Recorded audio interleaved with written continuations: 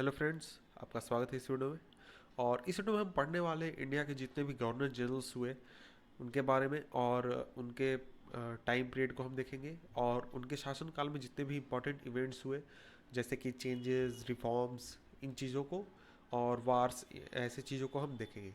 तो सबसे पहले हम शुरुआत करते हैं वारेन हेस्टिंग्स के साथ। जो वारेन हेस्टिंग्स थे वो इंडिया के पहले गवर्नर जनरल थे।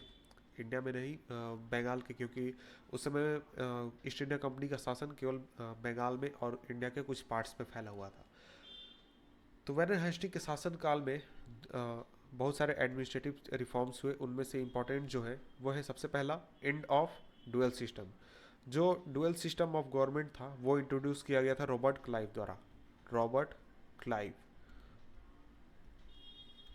रॉबर्ट क्लाइव द्वारा इंट्रोड्यूस किया था, और इसे एंड कर दिया वारेन हेस्टिंग ने। और इसके साथ साथ जो ट्रेजरी थी वो पहले मुर्शिदाबाद में थी, उसे मूव कर दिया गया कलकत्ता में।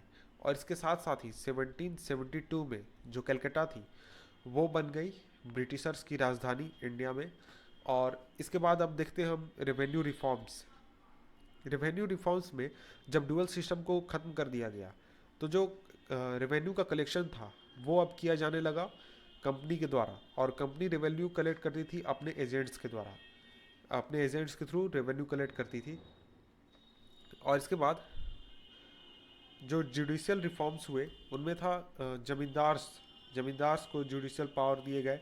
और इसके साथ साथ ही जो सिविल और क्रिमिनल कोर्ट्स हैं वो बनाए गए हर डिस्ट्रिक्ट में। और इसके साथ साथ सोशल रिफॉर्म्स भी हुए थे 1781 में। वारेन हेस्टिंग ने कलकत्ता मदरसा की स्थापना की ताकि इस्लामिक स्टडीज़ को बढ़ावा दिया जा सके। और ये जो मदरसा था ये फर्स्ट एजुकेशनल इंस्टीट्यूट था जो कि इस्टेब्लिश किया गया था ईस्ट इंडिया कंपनी के द्वारा, ईस्ट इंडिया कंपनी की जो सरकार थी उसके द्वारा। अब आगे बढ़ते हैं, और आगे हम देखते हैं इम्पीचमेंट।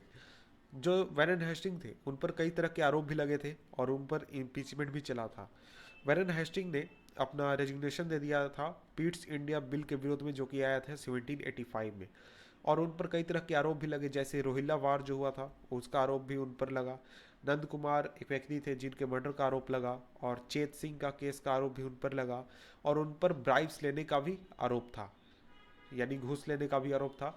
और उनका जो इम्पीचमेंट था वो करीब 7 वर्षों तक चला, 1788 से 1795।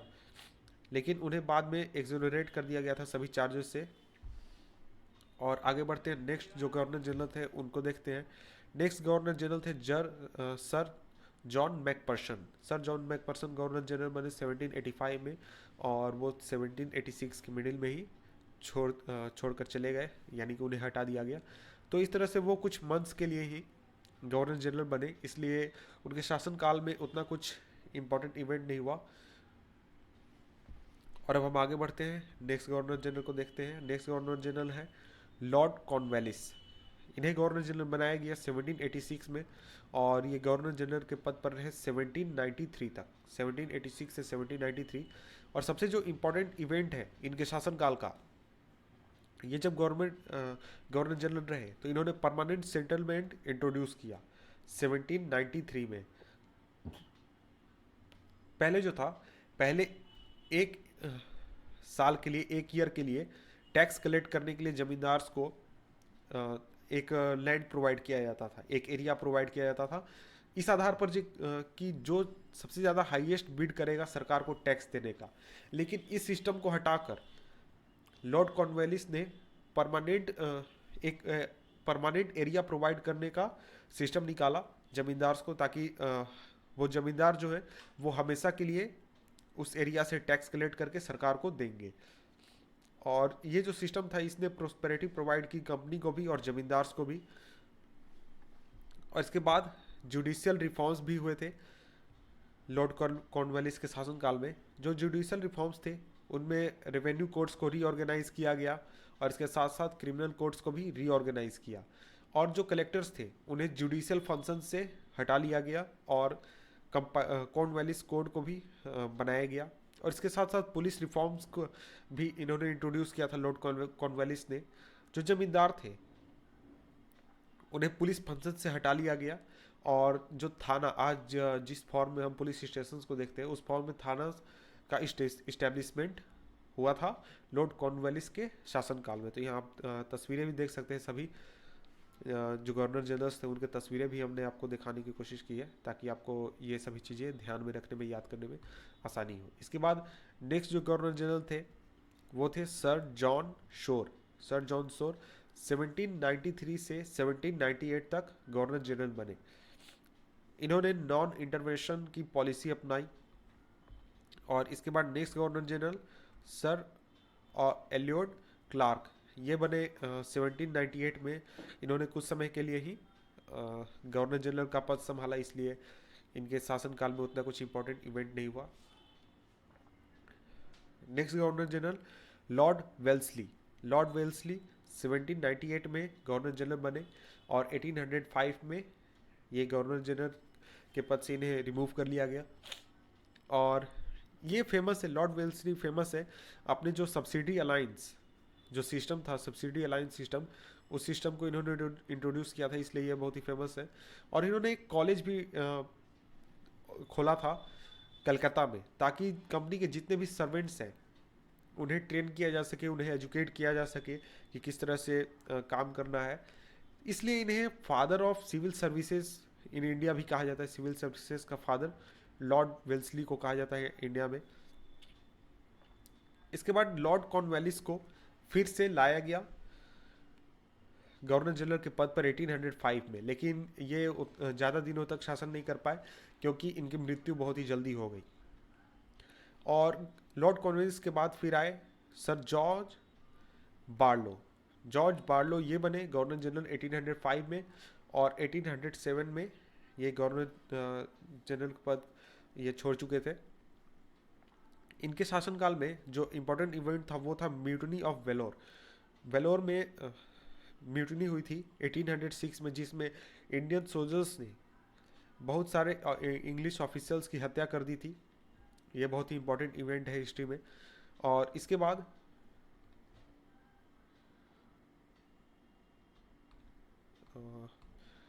बाद Lord Minto one. Lord Minto one ये बने गवर्नर जनरल 1807 में और 1813 में इनका शासनकाल अंत हो गया। ये इनका शासनकाल फेमस है जो इन्होंने ट्रीटी की थी शाह ऑफ पर्शिया के साथ और ट्रीटी ऑफ अमृतसर जो इन्होंने की थी रंजीत सिंह के साथ। इन दो ट्रीटीज़ के लिए ये बहुत ही फेमस है। ट्रीटी ऑफ अमृतसर हुई थी 1809 में। ये भी इम्पॉर्टेंट है, एग्जामिनेशन पॉइंट ऑफ व्यू से कई बार एग्जामिनेशन में पूछा गया है। इसके बाद नेक्स्ट जो गवर्नर जनरल है वो है John Adam. John Adam governor general बने 1823 में और इन्होंने भी अपना जो पद था, राजगद्दी थी, वो बहुत ही कम समय के लिए संभाली थी, इसलिए इनके शासनकाल में भी उतना कुछ इंपॉर्टेंट इवेंट नहीं हुआ। इसके बाद next governor general lord Amherst. Lord Amherst 1823 में गवर्नर जनरल बने और 1828 में ये गवर्नर जनरल पद से हट गए या फिर इन्हें हटा दिया गया। इनका शासनकाल फेमस है या फिर जाना जाता है एंग्लो बर्मीज वार के लिए, जो हुआ था 1824 में, 1824 से 1826 तक। और इसके साथ साथ म्यूटनी ऑफ बैरकपुर। बैरकपुर में 1824 में सैनिकों ने म्यूटनी की थी, इसके लिए भी इनका शासनकाल जाना जाता है। इसके बाद नेक्स्ट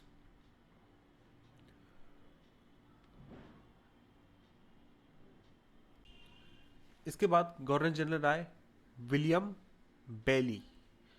विलियम बेली गवर्नर जनरल आए और इन्होंने बहुत कम समय के लिए ही राजगद्दी संभाली या गवर्नर जनरल का पद संभाला, इसलिए इनके शासनकाल में भी उतना कुछ इंपॉर्टेंट नहीं हुआ। तो अब हम आगे बढ़ते हैं और देखते हैं next governor general Lord William Bentinck. Lord William Bentinck का शासनकाल था 1828 से 1833 तक। 1828 से 1833 तक ये गवर्नर जनरल रहे इंडिया का। और अब हम देखते हैं इनके शासनकाल में क्या क्या चेंजेस हुए थे, क्या क्या रिफॉर्म्स हुए थे। तो सबसे पहले हम देखते हैं administrative and judicial reforms. Administrative and judicial reforms में था abolition of provincial courts of appeal and circuit.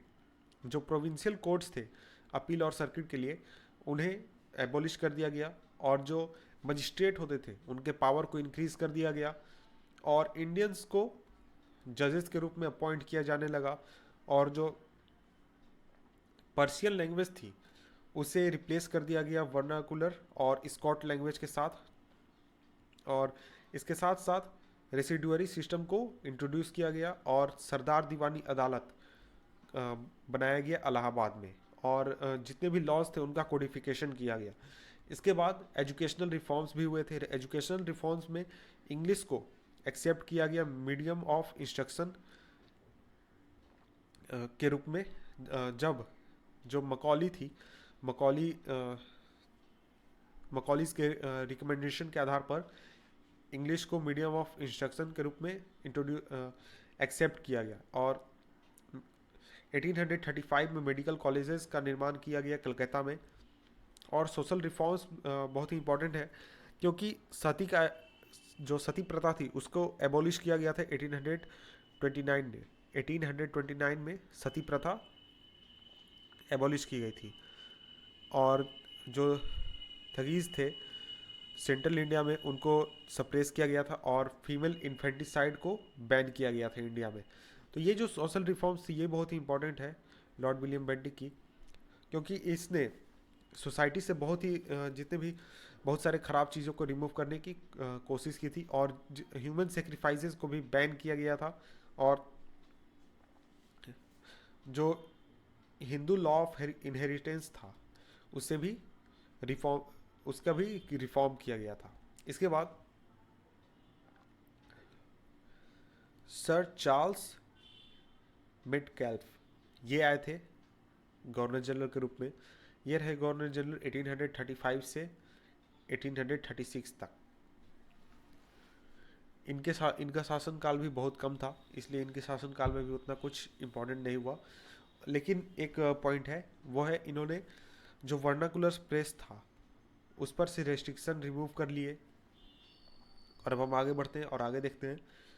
Next governor general थे Lord Auckland. Lord Auckland governor general बने 1836 में, और ये गवर्नर जनरल रहे 1842 तक। जो इनके शासनकाल का जो इम्पोर्टेंट इवेंट्स है वो है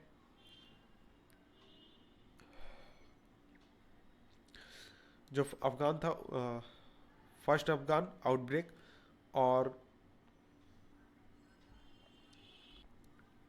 और जो ट्राईपार्टाइट ट्रीटी थी उसके साइनिंग के लिए भी ये इनका शासनकाल फेमस है। ये ट्राईपार्टाइट ट्रीटी जो थी वो साइन की गई थी इंग्लिश रंजीत सिंह और शाह शुजा जो कि अफगानिस्तान था इनके बीच। इन दो चीज़ों के लिए इनका शासनकाल फेमस है। इसके बाद आगे बढ़ते हैं। नेक्स्ट जो गवर्नर जनरल थे वो थे लॉर्ड एलन ब्रो, और ये गवर्नर जनरल रहे 1842 से 1844 तक। इनका शासनकाल का जो पीरियड है वो जाना जाता है फर्स्ट अफगान वार के एंड के लिए। इनके शासनकाल में फर्स्ट अफगान वार एंड हुआ था, और इन्होंने सिंध को एनेक्स किया था और इसे ब्रिटिश एम्पायर में मिलाया था 1843 में। इन दो चीज़ों के लिए ये इनका शासनकाल फेमस है। नेक्स्ट गवर्नर जनरल थे विलियम विल्बर फोर्स बर्ड, और ये गवर्नर जनरल रहे 1844 में। इनका शासनकाल बहुत ही छोटा था। और इसके बाद नेक्स्ट गवर्नर जनरल बने लॉर्ड हार्डिंग। लॉर्ड हार्डिंग ये गवर्नर जनरल रहे 1844 से 1848 तक। और इनके शासनकाल का जो मोस्ट इम्पोर्टेंट इवेंट था वो था फर्स्ट सिख वार। ये हुआ था 1845 से 1846 के बीच में। और इसके बाद नेक्स्ट जो इम्पोर्टेंट गवर्नर जनरल है वो है लॉर्ड डलहौजी। लॉर्ड डलहौजी 1848 से 1856। ये one of the most important governor general है इंडियन हिस्ट्री के। तो सबसे पहले हम देख लेते हैं लॉर्ड डलहौजी के बारे में। ये जितने भी गवर्नर जनरल्स थे उनमें सबसे यंग गवर्नर जनरल थे, और ये बहुत ही फेमस है अपने पॉलिसी के लिए, जो पॉलिसी थी doctrine of lapse. Doctrine of lapse की पॉलिसी के लिए ये फेमस है। और इसके साथ साथ इनके शासनकाल में सेकेंड बर्मीज वॉर भी हुआ था 1852 में, क्योंकि जो लॉर्ड डलहौजी थे वो अपने अपने शासनकाल में जितने भी दूसरे यूरोपियन पावर्स थे उन्हें बर्मा से खदेड़ना चाहते थे। और इसके साथ साथ इनके शासनकाल में सेकेंड एंग्लो सिख वार भी हुआ था, और जो सिख पावर था वो कमज़ोर हो गया और पंजाब को इन्होंने एनेक्स कर लिया। इसके बाद अब हम देखते हैं एडमिनिस्ट्रेटिव रिफॉर्म्स जो लाए गए थे लॉर्ड डलहौजी द्वारा। इन्होंने बंगाल के लिए एक अलग से सेपरेट लेफ्टिनेंट गवर्नर अपॉइंट किया और शिमला को समर कैपिटल बनाया। और इसके बाद मिलिट्री रिफॉर्म्स में यहाँ पर आर्टिलरी हेडक्वार्टर्स को मूव कर दिया गया कलकत्ता से मेरठ, और आर्मी हेडक्वार्टर को शिफ्ट कर दिया गया शिमला में, और गुरखा रेजिमेंट का इन्होंने फॉर्मेशन किया था। इसके बाद रेलवेज, लॉर्ड डलहौजी, यहाँ पर आप तस्वीर देख सकते हैं, लॉर्ड डलहौजी के शासनकाल में ही फर्स्ट रेलवे लाइन बिछाई गई थी इंडिया में बॉम्बे टू थाना के बीच में, और ये बिछाई गई थी 1853 में। ये तो हो सकता है आप सब जानते ही हो। और इसके साथ साथ पोस्ट और टेलीग्राफ में भी इन्होंने बहुत सारे रिफॉर्म्स किए थे। जो पोस्टल सिस्टम थी, और पोस्टल सिस्टम में बहुत सारे डिफेक्ट्स थे, उनको रिफॉर्म किया था इन्होंने। और जितने भी इंपॉर्टेंट टाउन्स थे उन्हें टेलीग्राफ के थ्रू कनेक्ट किया था। एजुकेशन में भी इन्होंने रिफॉर्म्स किए थे। जो चार्ल्स वुड्स थे एजुकेशन में, उनको रिकमेंड किया यूनिवर्सिटी को सेटअप करना कलकत्ता, बम्बे और मद्रास में। और 1853 में जो इंडियन सिविल सर्विसेज जो था उसके लिए कम्पिटिटिव एग्जामिनेशन की शुरुआत हुई, और ये भी हुई थी लॉर्ड डलहौजी के शासनकाल के दौरान ही। इसके बाद लॉर्ड कनिंग जो थे वो लास्ट गवर्नर जनरल थे इंडिया के। ये रहे थे 1856 से 1858 के बीच में। इनके शासनकाल में हुआ था annexation of Awadh, enactment of Hindu widow remarriage bill, यानी हिंदू विडो रिमैरेज बिल को इंट्रोड्यूस किया था इन्होंने। और 1857 में establishment of universities at Calcutta, Madras और बॉम्बे। कलकत्ता, मद्रास और बॉम्बे में यूनिवर्सिटीज़ इस्टेब्लिश की थी। और इसके बाद इनके शासनकाल में ही 1857 का रिवोल्ट हुआ था।